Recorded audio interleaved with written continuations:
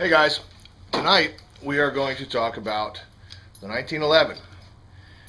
It is, well, speaking strictly for myself, I am an unabashed 1911 fanboy. It is far and away my favorite handgun platform.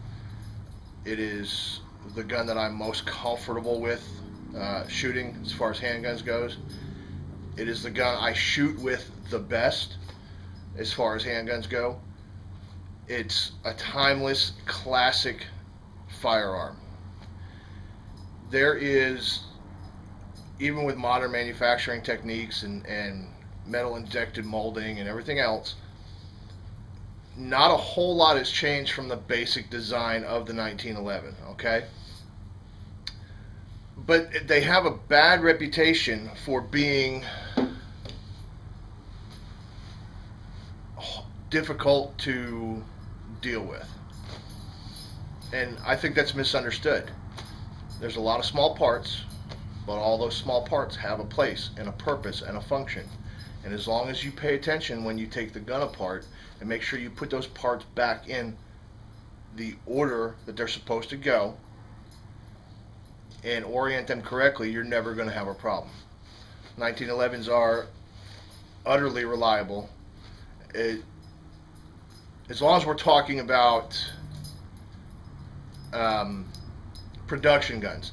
Now, if you get into super tuned race guns, not so much. Okay, those tend to be a whole lot more finicky. Okay, but a basic off-the-shelf Kimber or Springfield or Kimber, Springfield, Remington's making them now again. Stuff like that, a Colt, stuff like that. You're going to be okay, as long as you learn your gun. And if you know anything about me, you know that the reason I do this is to show you guys and ladies what you can do on your own with your guns and save yourself a little bit of money, and at the same time get some knowledge about the gun that you're carrying, that you're shooting, that you're handling, that you may very well have to trust your life with sometime.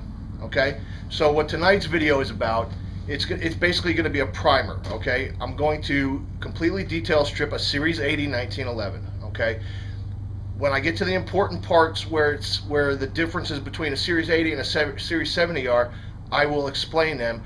But if you've bought a 1911, a new one, in the last, in the last 10 years at least, it's going to be a Series 80 gun. Okay, so they have a couple extra parts that a Series 70 gun doesn't have, and I will point that out when I get to that point, okay?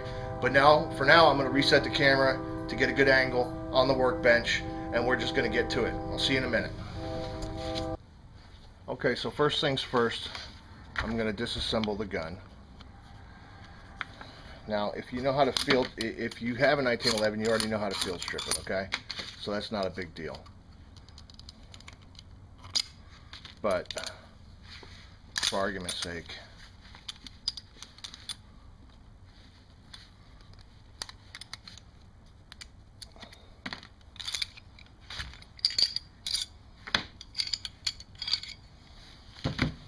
so there it is, field stripped. Okay, slide, barrel, guide rod, recoil spring, end cap for the recoil spring. Okay, slide stop / slide release. Now this is an oversized one that I use for competition, so it's bigger than factory. Okay, and then barrel bushing. Now we get down to the nuts and bolts of detail stripping the gun. We're going to go ahead and detail strip the lower part of the gun, and you need some basic tools for this. Although if you have an old school, like an A1 style 1911, you actually can do this without tools. But first come the grips.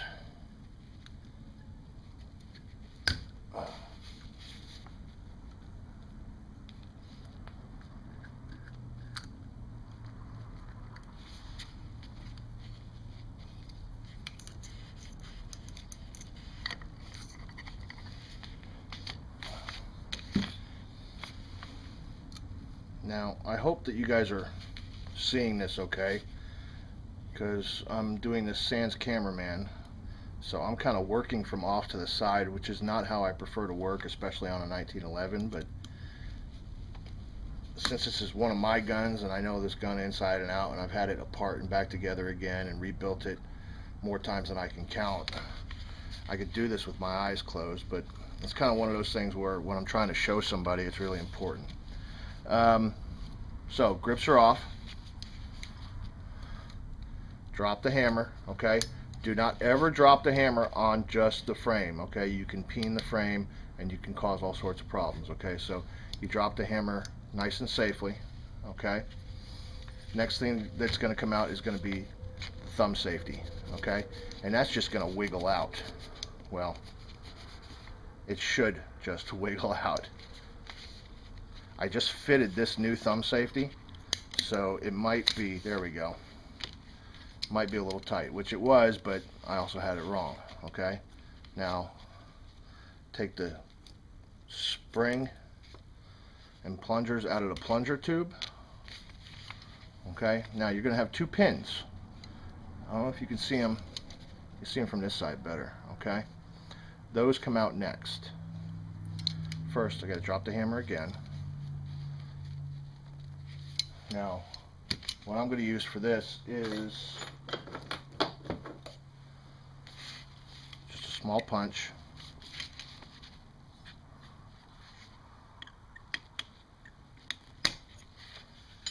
They only come out one way and they only go back in the opposite way.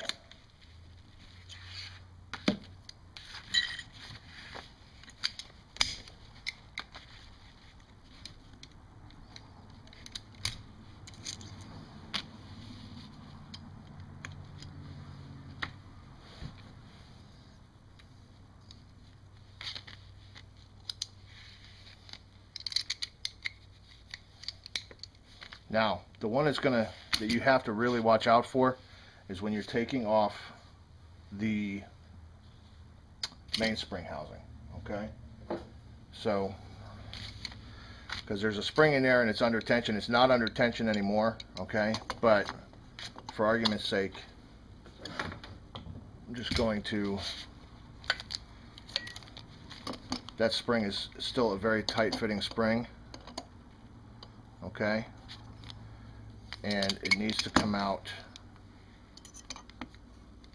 you're probably going to want to you're probably going to have to tap it out, at least get it started. So there that is, okay? It's always a good idea to take and remove these parts when you're doing something like this, to take and do it on a light colored piece of paper.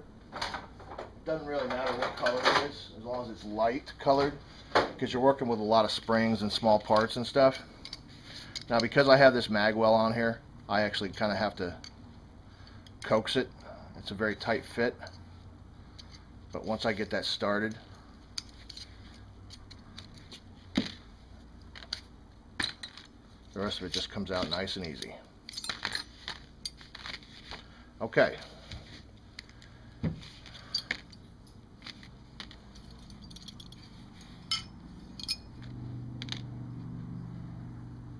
Now, as far as the different guns are going to have different ways of taking out the thumb safety.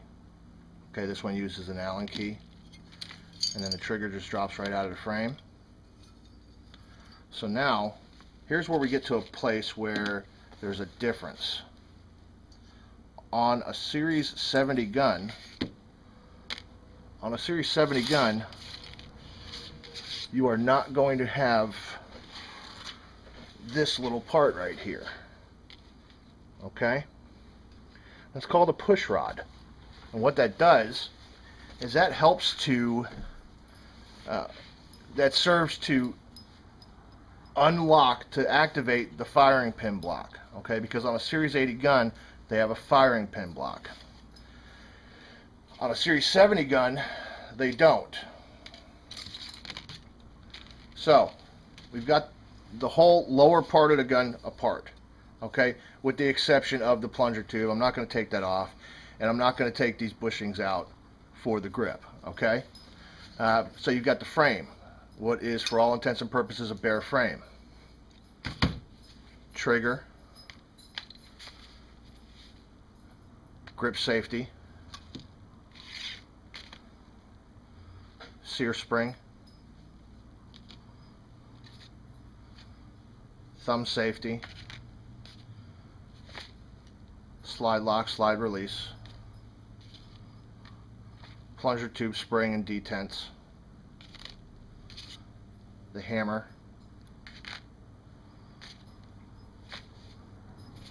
mag release,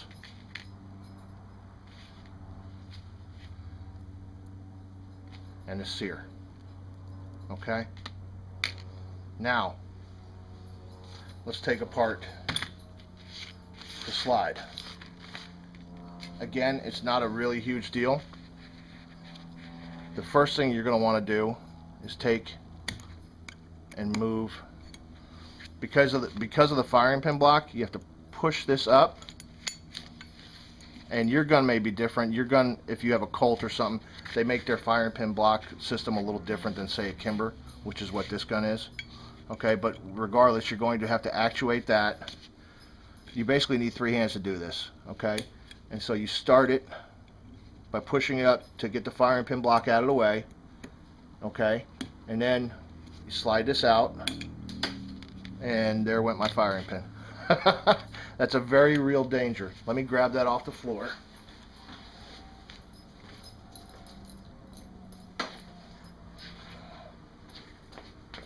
That's a very real danger, okay, is losing your firing pin. And because of the angle I was working with that with, I couldn't properly block it in. But here's a firing pin and a firing pin spring on a Series 80 1911. Series 80, Series 70. They look almost identical, don't they? Well, on the Series 70, you'll notice it's actually missing some material, or conversely, on the Series 80, it has extra material. The firing pin block was designed and implemented on Series 80 guns to help prevent accidental discharge if the gun was dropped. Specifically, if it was dropped on the muzzle. They're kind of redundant anymore.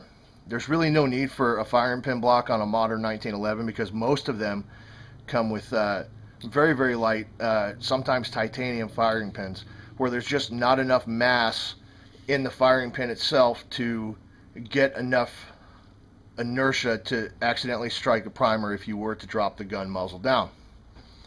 But, and I'm not going to do this because I just don't feel like taking this rear sight off, but in order to get the firing pin block out of the gun, you have to take the rear sight off, and it's actually in the slide. It's installed from the top of the slide, okay? I'm not going to bother with that, but you can see the difference. And what it does is, imagine this little Allen key as the firing pin block. When it's down, when it's not actuated, when you're not pushing the grip safety, and the grip safety is what actuates. The grip safety actuates the push rod. So when you depress the grip safety, it actuates the push rod, which pushes up and into this plunger here, okay, and it's spring loaded, which lifts the firing pin block from the top of the firing pin, okay? So it takes and it moves it out of the way off this channel so that you can pull the trigger, okay, release the hammer hits the firing pin, it goes forward, it strikes the primer, the gun goes bang, it comes back. When you take your hand off the grip, when you release the grip, and you take the pressure off the sear spring, which is this part here, this block falls back down. Well, it doesn't fall, it's pushed back down because it's spring loaded from the top, and it keeps it from moving forward when you don't want it to. Okay? So that's the major difference, really the only difference between a Series 70 and a Series 80 1911. Now you're thinking to yourself, Well, you might be thinking to yourself, holy crap, that's an awful lot of little parts. And it is. It is an awful lot of little parts. But if you take your gun apart once or twice, and what I always tell new 1911 owners is get comfortable field stripping it first before you go into any detail. Okay? There's plenty of tutorials with pictures and mechanical drawings and everything else on the internet. It's not hard to do. Okay? You just need some common sense and some time and some patience. Okay? This isn't a Glock. This isn't something you take apart, do a detail strip, and get back together inside of 10 minutes. It's a 1911, okay? This is a gun. This is history. When I hold one of these, I feel like I'm holding history in my hands. It doesn't matter who makes it. It feels like history to me. It's a lot like when I hold like an end-frame revolver, okay? Those are massive revolvers. You know you're holding a gun. When you hold a 1911, you know you're holding a gun, and you are holding a piece of history, okay? Now, as far as putting it back together goes, that's just as easy as taking it apart. You just do it in the opposite order, okay? It comes apart the way I showed you. It goes back together exactly the opposite way. You reverse the steps, and the gun will go back together, no problem, okay? In an upcoming video on this 1911 series, I'm going to go into detail about doing a trigger job on a 1911. Okay, I'm not going to do that tonight. The video is already kind of running a little bit longer than I had intended, so that's going to be it for now. But if you have any questions, feel free to email me through the site. Okay, it's getting really hard for me to respond to YouTube comments. It's it's hard for me to keep track of them sometimes. But if you email me through my site, okay, I will respond to your email. So if you have any questions, feel free to ask them. And that's it. I appreciate you guys' patience. It's been a pretty rough month. So, there's been a lot of stuff going on, more than what I alluded to in the channel update last weekend. But I appreciate your patience. I appreciate you guys sticking with me. And I hope you enjoy the video. I hope you learned something. We'll see you next time. Rich from GunTortureTest.com.